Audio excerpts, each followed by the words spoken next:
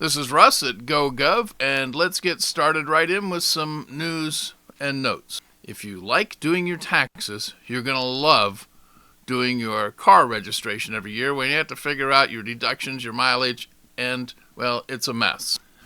Now, California has 25 Council of Governments, or COGs as they're called, and they serve various regions throughout the state.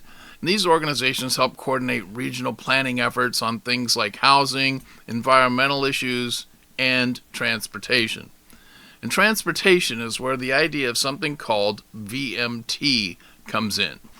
VMT is an idea that is growing and becoming increasingly more popular among regional planners. Until now, somebody has said, wait a minute, this might not be a good idea. In fact, they didn't say it might not be a good idea. They're all out against it. SANDAG kills controversial mileage tax. The San Diego Association of Governments voted 15-4 Friday to remove the regional road user charge. And this isn't a small deal. It's covered extensively in the San Diego Union Tribune with a headline that reads, "The people hate this. San Diego County leaders vote to exclude controversial mileage tax from future transportation plans." Now, I don't know if this is going to reverberate to any other COGs, but this is the first one that said, no, we don't like this idea. Now, VMT is fraught with all kinds of problems, which is part of the reason it's taken so long to implement. I mean, they're working on this for over 10 years. Chief among the concerns are privacy. A VMT system typically requires tracking software, and that means the government keeping track of everywhere you drove so that they can tax you.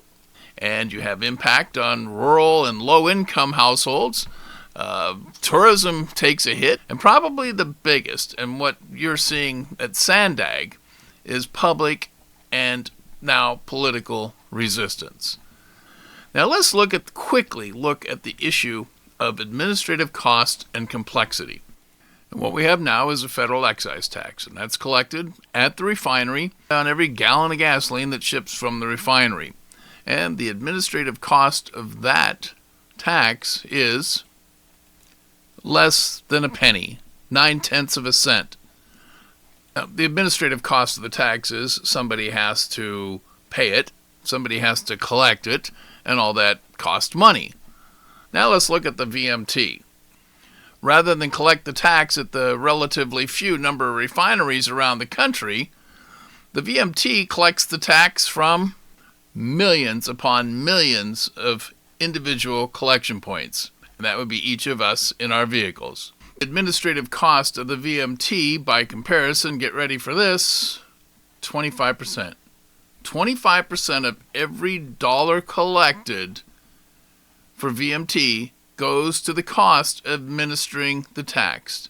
That's all the paperwork and everything that's involved with all the millions of people paying the tax and all the bureaucrats it's going to take to calculate it and collect it. So why go with a VMT with administrative cost that's so much higher instead of the federal excise tax and the present system used to help fund our nation's highways? The answer is Congress. The federal excise tax is 18.4 cents per gallon. That's every gallon coming out of the refinery. And the last time that amount was increased was 1993. Alexa, how many years ago was 1993? 1993 ended 31 years ago. 31 years ago since they've raised that tax. Costs have gone up in the last 31 years. Why won't Congress raise that tax? Well, that's an easy question to answer. They don't want to go on record as raising the tax.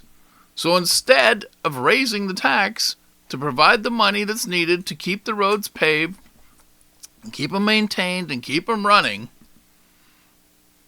you'd rather go with the VMT. And we all get to pay. Well, maybe not yet. At SANDAG, there's at least resistance. SANDAG has said no, we're not going along with it. Now, what's straining regional budgets besides congressional representatives' unwillingness to face the voters' wrath with a raise in the federal excise tax, is the mileage of cars in 1993 versus the mileage of cars today.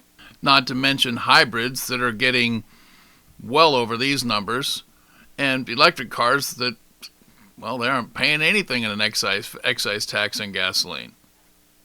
Now, part of the thinking is the thought that everything's going to be switching over to electric cars and there will be no more federal excise tax on gasoline to keep the nation's highways running.